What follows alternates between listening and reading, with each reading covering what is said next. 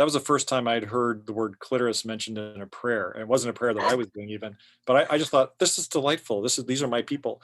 Okay. Okay. 1, 2, ready, go.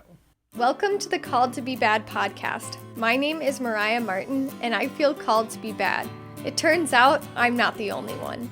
Join us as we dig into all things bad, scandalous, deviant, you know, the stuff that makes good church folks squirm in the sanctuary. Why? Well, because sometimes the scandalous is spiritual, deviant is divine, and bad is beautiful. Say yes to the call, and let's see what holy trouble we get into today. Hello, Keith. Welcome to the podcast. Thank you. So this is Keith Graber Miller. He's a professor of Bible, religion, and philosophy at Goshen College, working mostly at the intersection of ethics and sociology of religion. For nearly 30 years, he has also co-taught the college's human sexuality course and taught a religion and sexuality course, which I took. He's the author or editor of 5 books and contributor of chapters to more than a dozen other texts.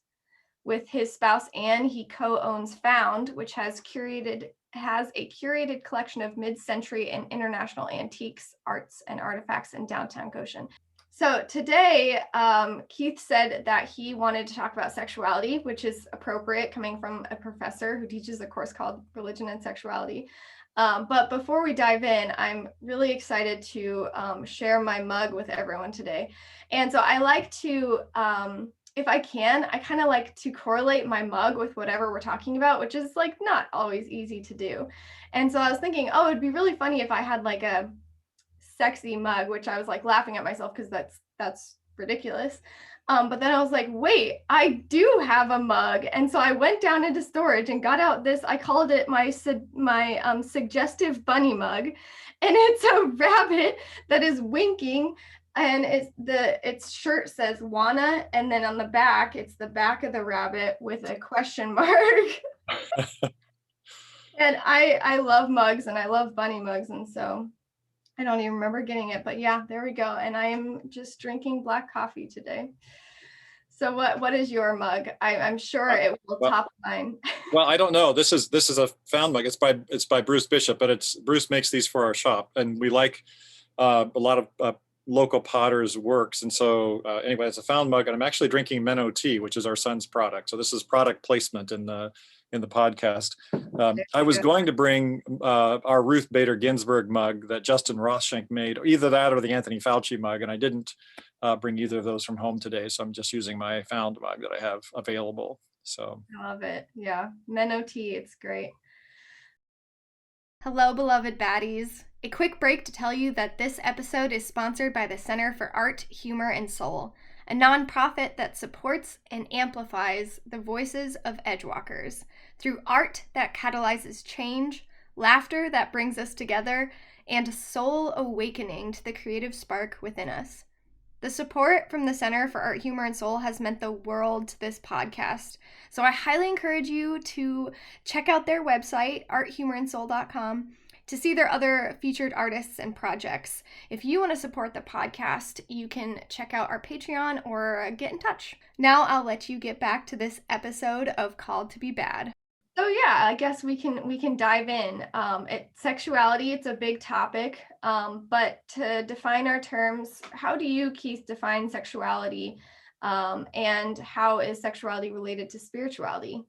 Just diving off just an easy first question there. Simple. Just a little one. Well, sexuality includes our sort of desires, our passions for sharing certain kinds of sexual experiences with another person. So sort of typically we think about genitally related experiences with another person. But in sexuality, in the way most people use it, it would also include our full body selves, how we are embodied beings in the world, how we experience our gender, how our gender has been constructed by the society in which we live, how we function as gendered people in the world. It includes our biological sex, it includes our sexual passions and drives and desires. So it's quite broad. It includes a whole raft of things, a whole range of things. I think almost every encounter we have over the course of a day is a sexual encounter, basically, in the sense that we are functioning typically as gendered beings, and we're interacting with other people who are gendered beings. And in that sense, it becomes a kind of sexual encounter. And so that's something that's not necessarily on its face good or ill, but it is something that is, I think, a kind of reality that we have. At least that's my sense. In terms of how sexuality and spirituality are interrelated, with this religion sexuality class, I often have students, I mean, the first exercise in the class, you may remember, is drawing in 4 different quadrants on a piece of paper, something that reminds them about, an image that reminds them about sexuality, one that reminds the students about spirituality, one that reminds them, or one that says something about how spirituality and sexuality, or religion and sexuality, relate or don't. And then another quadrant is what fears they have in coming into the class. But in general, I think sexuality, and its original, the original term comes from the Latin sexus, which is also related to saccare, most likely, which means something about being cut off or divided. And so there's a way in which our sexuality, I think, lures us, calls us, drives us to interact and relate to God, and interact and relate to other people. It doesn't mean that we need to be partnered with someone else. It doesn't mean that we have to have a spouse, but it does mean that we need other people around us. Almost all of us really pretty strongly need other people. And I think in some ways our sexuality drives us toward that interaction. Historically, lots of religions, historic religions and some contemporary religions, have sexual practices as a part of their rituals. And so there have been times in history, in ancient Near Eastern history even, where having sexual intercourse with someone at the temple was an act of worship. And so we often throughout history have had sexuality and spirituality pretty deeply connected. Probably more typically, the way in which we're familiar with it is, I would say that the church or religious institutions have been the primary determiners of what is appropriate sexual behavior or what is appropriate gendered behavior. So they're certainly related in that way. And I think even though I'm thinking primarily out of a Christian context, out of a church context, even though the church probably has denied being a sexual community, there's so much about the church that has had gendered expectation in terms of who can be in leadership. What does power mean? Who gets to hold that power? And why are these people and not other people? And so there are all kinds of things that I think are very closely related to this. And I think also the other thing within the Christian tradition, we have to talk about the incarnation. No matter what we think about the notion of the incarnation, it simply means enfleshment, carne, enfleshment. And so if the traditions, one of the tradition's primary tenets, whether we believe it or not exactly in this way, one of the tradition's primary tenets is that that God becomes flesh, enfleshed. And we have to assume, if Jesus is truly enfleshed, that he experiences the same kind of sexual drives, desires that all the rest of us do. And so there are all kinds of ways in which religion and sex relate to each other, which is, I think, part of what makes it exciting to think about and teach a course on religion and sexuality. You can't really say as a Christian that the body is shit if God became embodied. I mean, Right. you can say one of those things or the other, that God became embodied and the body is good, or you can say the body is shit and then say you have to take back your incarnation theology, I think, incarnational theology. So yeah, and I wonder if I still have that piece of paper from religion and sex, because I think I kept all of my notes. But one memory that does stand out is you asked the class where we learned about sex first, and you listed different categories: school, like magazines, some media, friends, on the bus, something like that. And I was the only, and I think you stand up or you raised your hand, and I was only one to raise my hand with the answer parents. And I was like kind of embarrassed. I'm like, I take it back. But my parents did a great job of teaching me about sexuality. So shout out to them. I hope, yes, I hope we go back to them regularly and thank them for that, because it is incredibly rare. I mean, it still is incredibly rare. I still do something like that. Now it's more anonymous because I can do it online with students. And so I do that same sort of survey, but parents and especially religious institutions, the church, come in consistently, not first at least. It used to be like dead last. Mm. Most people find out from their friends, from social media, from other sources, and those are all pretty bad sources. Yeah. I remember teaching my friends about sex and what sex was, and like pulling out my books that my parents had given me at sleepovers and being like, this is the definition of sex. You know, how accurate I guess it was from books, but my friend has a memory of me teaching her what sex was inaccurately. So Well, yeah, friends might not be the best source to learn yeah, about. could be. Yeah. Yeah, but yeah, you've taught this course. I mean, you've I hope that you've kept all that data from all those surveys, because that is really neat. I, Or just get rid of it. I have files full of this information. I also have some online now. I would have results of the surveys too. Because I didn't go through a full process. I've thought before it'd be interesting to publish this material about changes, transitions over a period of years, and I have not done that. And part of it is that I didn't ever seek, when I first started doing this, we didn't worry as much about getting appropriate permissions through academic institutions. So I've been doing this since the late 1980s. And so I wasn't able to do that permission. And so I don't know if I can legitimately use it. I do know that the sort of the percentages at a little Mennonite institution like Ocean College, percentages of people engaging in sexual intercourse by the time they took my class, sexual intercourse of some sort, however they wanted to define that, by the time they took my class, rose rather dramatically, but rose mostly within the last, I would say, the last decade. They stayed fairly stable for a long period of time, and then they jumped up over the last 6, 8, 10 years, I would say. So that's interesting. Yeah. But yeah, with this class, I'm curious how your views of sexuality have changed throughout the years. Do you teach differently? I mean, definitions change all the time. Yeah. Have there been any major shifts for you? I've been teaching sex since for ages, for decades. I started teaching sex before Mennonites ever had sex, so that's interesting. So in that time, certainly there have been significant shifts and changes, and the language changes all the time. The language changes from 6 months ago, and sometimes a student will read or listen to a blog, or they'll read something online, and they've now determined that that is the language that one must use, even though it's sort of just now coming in. So I've had to stay very current with being aware of how the language has shifted. And it's been great. And it's been an education for me to have to continue to keep up with the language. One of the things I would say is, when I first started teaching, that was back when we used the language of sort of gay and lesbian people. And then as I began teaching, we started talking about gay and lesbian and bisexual people. So we kind of talked about LGB things. And about each 2 or 3 years that I've been teaching, we've added a new letter. So the current acronym that I use is LGBTQIA2S+.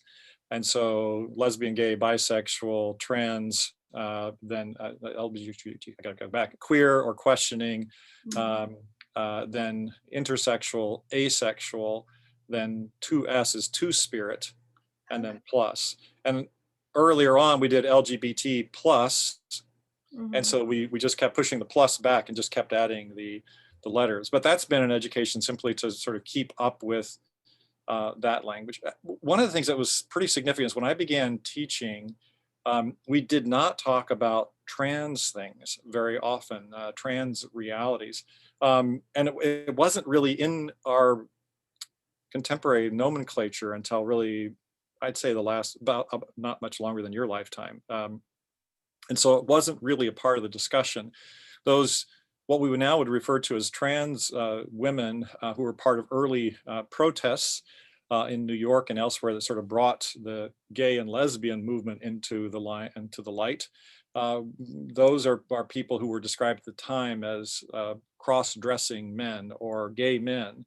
And now we typically, although we can't impose that language back on that piece of history, we often would refer to them as being trans, I think. And so there's been a lot of what some people call trans erasure that's happened over the years. But that's something that, I moved from teaching about sexuality with not even having any kind of part of the conversation about trans realities, except to talk about intersexuality, which is different than trans realities, although some intersexual people call themselves trans. And so I had very little in that. And I just like, what was it? About a month ago, I preached at Assembly Mennonite online. Assembly Mennonite is my home church, about trans realities and the ways in which was, I don't remember the title of the sermon, it's something related to the queering the body of God, and talking about the ways in which sort of trans notions might help introduce us to a better reality of God's reality. Went back to sort of Adam and Eve and talked about Adam being the sexually ambiguous creation, creature who only later gets differentiated out, separated out in some way, and use the Jonah story that a trans theologian uses in a wonderful way to talk about a person wanting to hide themselves from their reality. And so that was really fun. So anyway, the question was, how have things changed? The other thing I would say for me, I would say is I have always felt immensely fortunate to be allowed into students' sexual lives in a way that I think is a rare gift that my colleagues don't have. My students have allowed me to know what happens with them through anonymous surveys and often through journals. They are not required to write any journals that force them to reveal something about their sex or sexuality or gender or any of that stuff.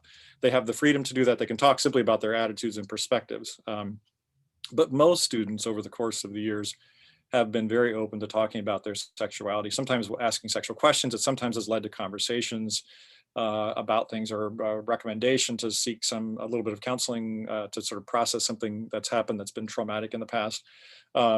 But I just have felt immensely fortunate to have that. And as I was learning from students while I was also raising children, and that was an education for me that I hope I was able to apply in positive and good ways with my own kids.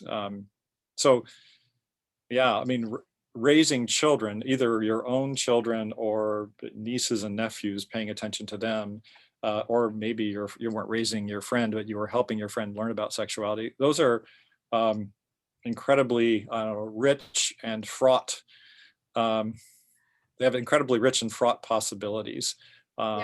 And having students educate me about where they were at with their sexuality and what kind of sexual questions they had helped me, I hope, be a better parent and be a better teacher for sure. I'm sure. Yeah. And I think that's such a wonderful gift that you give the students. At least in my life, I've noticed, as someone who likes talking about sex and sexuality, I've noticed that sometimes people may seem a bit shy at first when you bring it up, but normally it's like people are waiting for someone else to bring it up so that they can share. And I think you give that opportunity to the students. Like, not many people ask, about sexuality. And so when given that opportunity, I think that people really benefit from it. So My kids thought maybe they had too many opportunities along the way. So, but we have talked about with our kids from the time they were really, really tiny, like in the bathtub. I remember our two younger kids being in the bathtub and sort of discovering their genitalia, and simply saying, that feels really good when you touch yourself there, doesn't it? Yeah, so you can touch your penis, you can touch your vulva, your vagina, you can touch yourself, and that's something you really should feel very comfortable doing. And you can do it in your own room, you can do it in the bathtub. It's usually best to do it when there aren't a lot of other people around, maybe if mom and dad are here. And the other thing is, it'll also allow us to talk then about sexual abuse in an age appropriate way, to say that, but other people shouldn't touch your penis or your vulva. The only people who should touch your penis or vulva are maybe mom and dad if we're doing something that relates very directly to your health, or a physician if we're present. But you get to the point where you allow people permission to touch you, but otherwise no one has permission to touch you. And so that allowed them to, I hope, both feel good about touching themselves, and then also to feel good about, and to be careful about who else had some access to them. Right. Yeah, I watched, I think it was a TikTok that was talking about how children are not sexual. Like, we apply a sexual context to children. I don't know how you would feel about that. And I think it's perhaps like, going off of this, like, if a child touches their genitals, they're doing it because it feels good. They're not doing it because they're like, oh, this is a sexual act. Mhm. It's more about sensation than sexuality. And perhaps we need to broaden our notion of sexuality so it's not disturbing to talk about that in relation to children.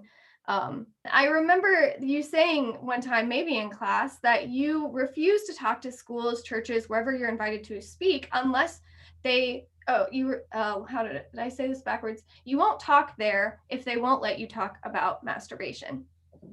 Why is that? That's been true for when I spoke at the broader sort of national conferences, Mennonite youth conventions, that sort of thing, as well as speaking in local schools or with local congregations. And I've done that in a pretty broad area across at least the eastern half of the US and elsewhere. And part of that is that I think it's an important and relevant topic for most of the time in those cases, I'm talking with high schoolers. And there just has been, and still is, I have known from working with students over the year, college students, there's been just an enormous amount of either misinformation or no information or shaming that's been related to touching ourselves, to self-pleasuring or masturbation. The language of masturbation has taken on such a bad connotation that most of the time in the literature now, self-pleasuring is the language that ends up getting used. I still sort of alternate between the two. And so to me, it's incredibly important to free young people up from the guilt that has been associated with self-pleasuring. For boys, boys discover self-pleasuring readily, usually about as soon as it's possible. And often that can happen accidentally in the bathtub or something else. They're touching themselves and golly, look what just happened. And for girls and women, it tends to be, it tends to take a little bit more energy, effort, and focus in terms of being aware of it, reading a bit more about it. Like you're talking about the young girl, that's very true for lots of young kids. They recognize the pleasure of that. Their parents haven't shamed them about that. They can move maybe right on through adolescence and be comfortable pleasuring themselves. But I still encounter in every class, I would say, I still encounter young women who have never self-pleasured, never masturbated. I hear from a number of young women, that they didn't discover that until they were in college. So women still, the percentage of women who self-pleasure, masturbate has gone up radically over the last 30 years.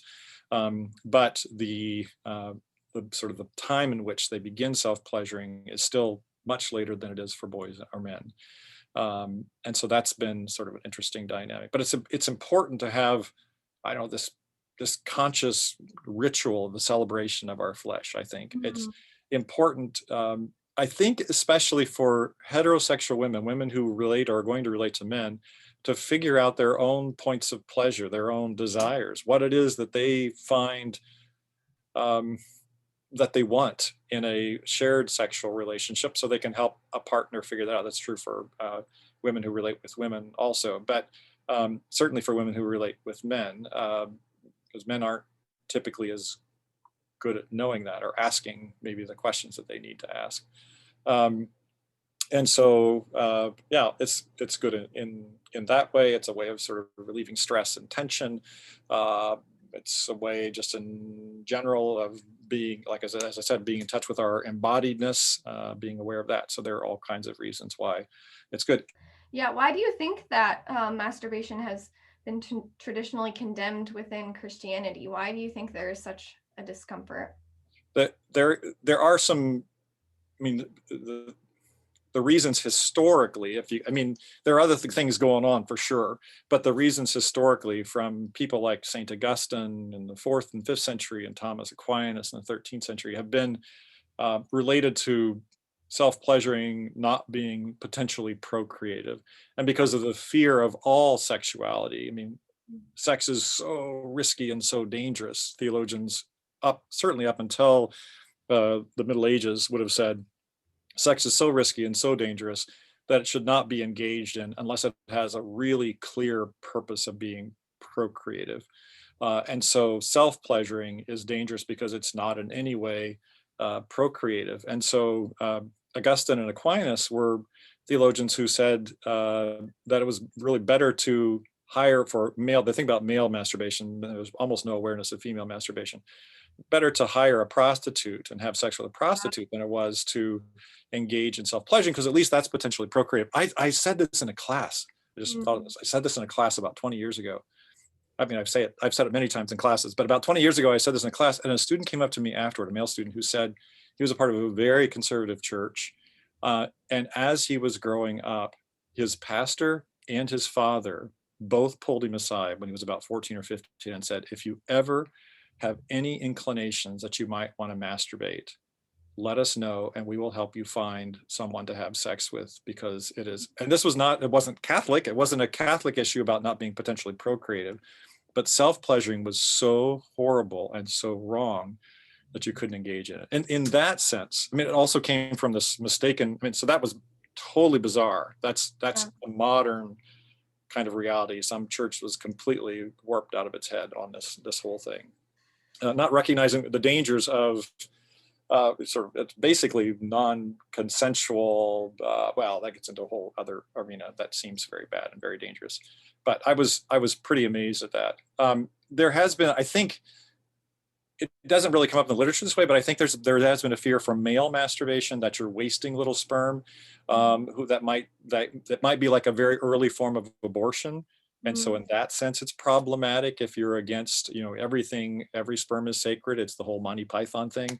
And so you have to go with that whole notion. There's been a problem within the Christian tradition that goes back to something Jesus said that I think Jesus would really lament. Now, there are a lot of things that Jesus said that have been so misused that I think Jesus probably would wish that he hadn't, or wish that they hadn't been recorded. But when Jesus talks about lust, there's been such a strong association of lust with self-pleasuring or the body. And my thinking is that, and I tell students to practice this, to consider this, that to try to engage with their own body in self-pleasuring without lusting after someone else, but simply thinking, isn't my body remarkable? Look what my body can do, and simply find pleasure in their own embodiedness. And it's very possible, and it really can be done. So it's not like you have to have lust associated with self-pleasuring. There was also this, the biblical text never mentions self-pleasuring, never mentions masturbation, but there's this whole concern throughout Hebrew scriptures of sort of cleanliness. And the Hebrew writers and the Hebrew ancient Near Eastern culture cared a lot about all the fluids that came out of our body. Menstrual fluid, cared a lot about that. They cared a lot about spit. They cared a lot about urine. They cared a lot about feces, and they cared a lot about semen. So all these things that might come out of our bodies. And so there is, at some level, it's kind of inappropriate if you walk up to someone, you're standing next to them, and you like pee on their shoe. That would be inappropriate. So you have to think about where your bodily fluids go. So there's some goodness in thinking about our bodily fluids, but semen gets thrown into that mix. And so there are rituals for how you should cleanse after you have emitted a certain kind of fluid. And if you're with another person, when that menstrual fluid or that urine has emerged, what you're supposed to do and how many times you have to cleanse and how you do that exactly. There's also the sin of Onan. Onan's brother died. He was married to Tamar. There are two different Tamars, or Tamar, in a biblical text. And Onan was supposed to go into his brother's wife. His brother died. He's supposed to go into his brother's wife, his sister-in-law, and have sex with her. And he did. He received the pleasure from the sexual encounter. The reason for that was he was supposed to, in levirate marriage, he was supposed to be able to produce children. His brother had no children. He was supposed to produce children with his spouse, and then his ex, or his widow, and then they would be able to have a child, and that would become the brother's child, even though Onan was the one who would take care of that child. And Onan went into her, had sex with her, but then pulled out and ejaculated onto the ground. And that's not self-pleasuring or masturbation, that's coitus interruptus, but it's often gotten confused with that. We had a very affectionate cat named Mango that slept with us often. We sometimes referred to catus interruptus in our early marriage. So sometimes the cat would be right up there between us and making things difficult for us. But anyway, yeah, there are a lot of things that are, some of those are biblically connected and related, but it's not explicit in the biblical text. Yeah.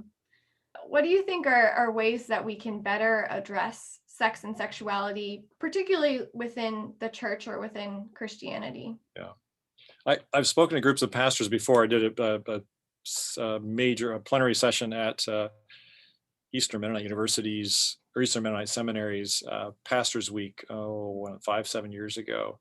That was the first time I'd heard the word clitoris mentioned in a prayer. And it wasn't a prayer that I was doing even, but I just thought, this is delightful. These are my people.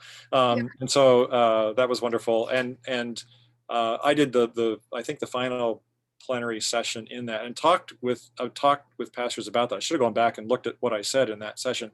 But I do think, I think one of the things I've said for a long time when I've spoken with pastors is there should be at least one sermon a month that talks about something that we might call sexuality. And there are an extraordinary number of possible topics, bodies, even talking about pregnancy or infertility, or I mean, using biblical stories, or abortion as a part of that, or appropriate or healthy context for sexual expression, or sex within marriage, or something. I mean, if you simply draw on the biblical text, you've got all kinds of material to work with. The Bible is incredibly sexy. And when people try to ban sexy books from schools, someone always says, hey, the Bible's got more sex than about anything else. And it's really true. You read the Hebrew scriptures and it's remarkable. Yeah.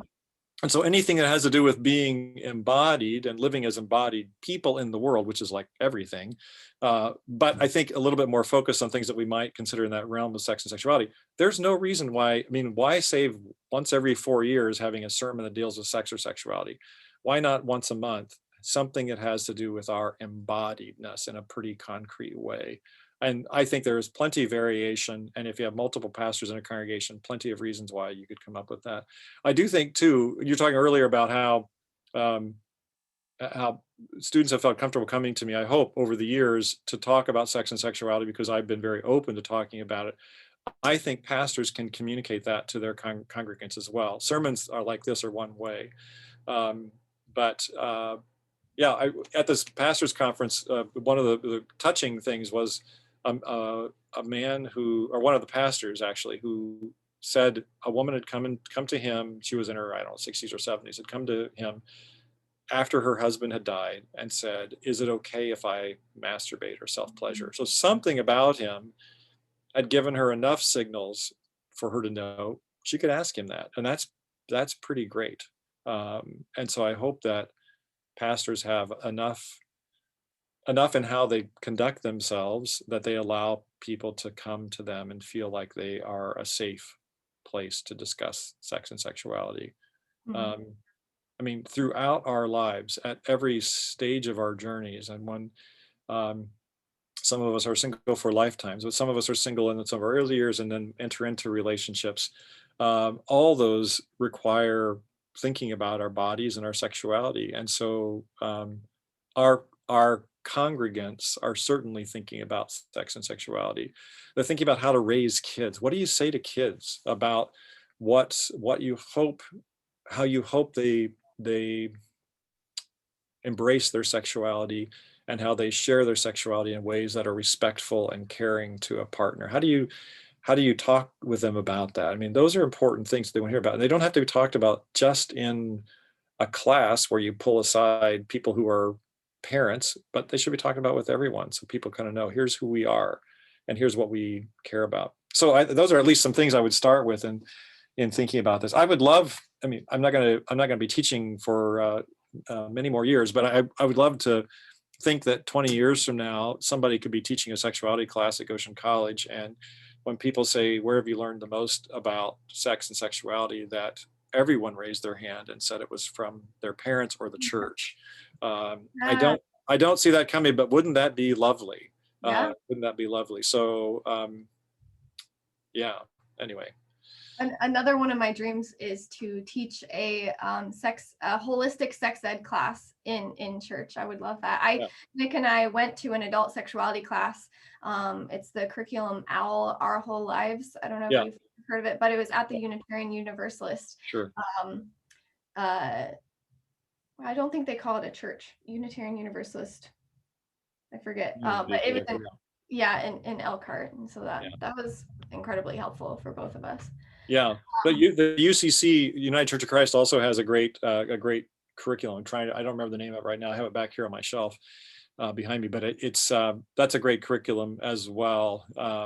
And so there are resources out there to be able to do that. I mean, College Mennonite, which is near us here, I did do. I'm not sure if they're still doing it anymore. They don't have a lot of young people, I don't think, in the church or kids in the church, but they used to have this transitional thing for girls especially. Now I'm trying to think if they did it for the boys too, but like at age 6, 7, 8, took them off, and it was basically a way of encouraging them to embrace their bodies and love their bodies.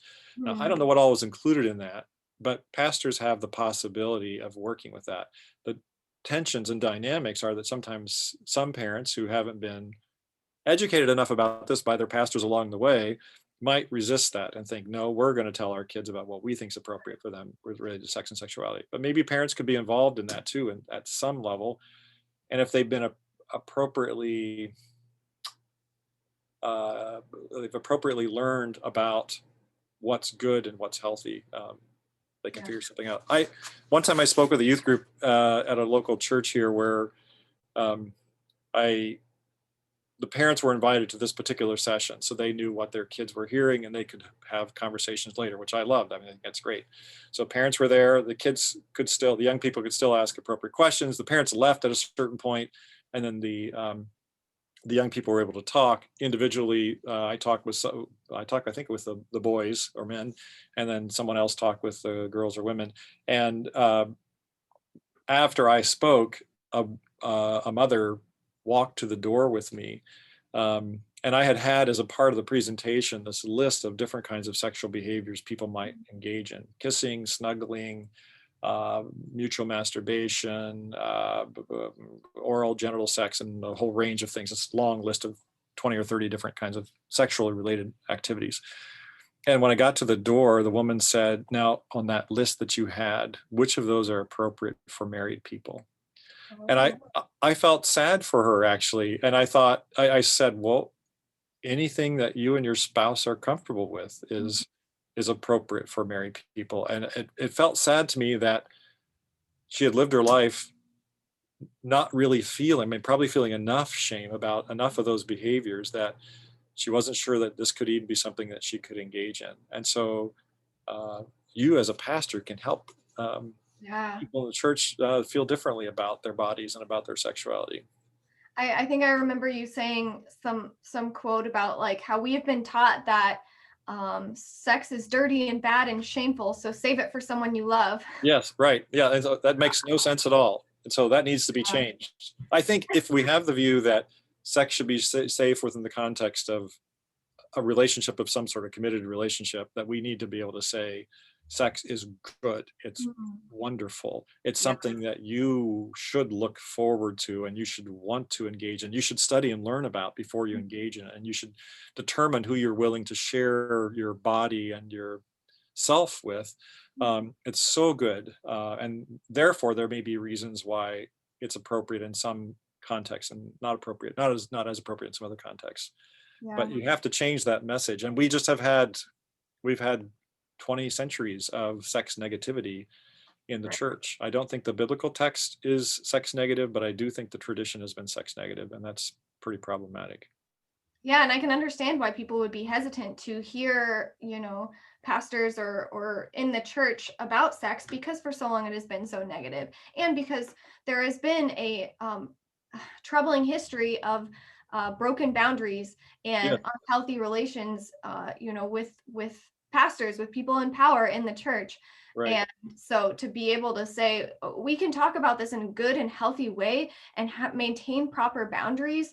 It could be useful if we could earn back trust, within the church in regards to sex and sexuality. That's another whole podcast that you should do at some point, was about breaking those boundaries by people who are in positions of power in religious institutions. I mean, that is so critical that we talk about. And my sense is too, it's similar to what you're saying. If we can talk about sex in appropriate ways and say this is on the table for church conversations, we might have better fortune with Right. behaviors and with calling out behaviors that are inappropriate then from our leaders. Yeah. If there was less shame, there would If be. there was less shame to talk about it in general. Yeah. Yeah. I mean, the whole point of this podcast is to get at the heart of how we have determined what is good and what is bad, and are those categories helpful? If we didn't consider something bad or shameful, could we shed light on it and could we, I don't know, draw it into the light in a way that is more helpful, that stops the behavior? Because I think so much of why behavior is tempting is because it's considered bad. Yeah. So yeah, but how would you respond if someone told you that you were a bad Christian or Mennonite or professor because you talk so openly and earnestly about sex and sexuality? I've been talking about sexuality long enough that actually has happened. So I still have some PTSD from my early years of teaching and speaking in congregations when I got pushback that was like that, or having a conference, one of the area conferences who found out about some of the things that we did, or were afraid that we actually embraced gay and lesbian people or queer people who pushed back so hard on that I still have some PTSD around that. And it's been painful. And I hope that we're at a better point in churches now, and we don't harm pastors and leaders who are seeking to embrace those people who've been along sexual margins. So yeah, I mean, it's certainly out there. There are certainly people who feel bad about that. One of the wonderful things about getting this close to retirement from teaching is that I don't have to worry about these things very much anymore. So, I did this sermon on trans things, and I circulated it. And at the top of the thing, at the top of the sermon, I was a fully drafted sermon, fully written out sermon. I had said, please talk with Keith, don't circulate this otherwise. And I did that. I did that because of this PTSD reaction. And later on I thought, well, why did I even do that? I don't really care.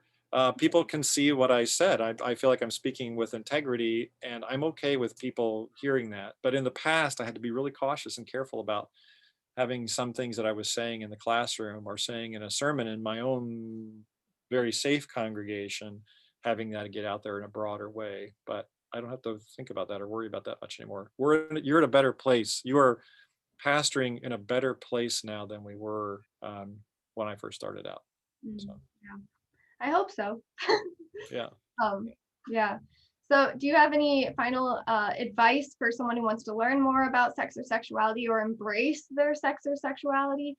Yeah, there's so much you can read and learn. Some of those are good resources online, although you might get the algorithms might sort of target you as a particular kind of person depending on what kind of search terms you're using. There are still good books. Sexuality and the Sacred is a good book that was originally done by James Nelson. It was done by two other folks later on, updated. I use that in a religion sexuality class. Some of these sexuality curricula that you were talking about, I think, are helpful ways of learning these, of learning some things. You were talking about a book that you were suggested at the beginning of the podcast, or was it before we were talking about a book that you were wanting to read before that's on your shelf over there? I have a host of books. My top two shelves behind me. There you go. Sex or Beyond Shame. Beyond Shame by Matthias Roberts, Creating a Healthy Sex Life on Your Own Terms. I haven't read it yet, but the title. Yeah.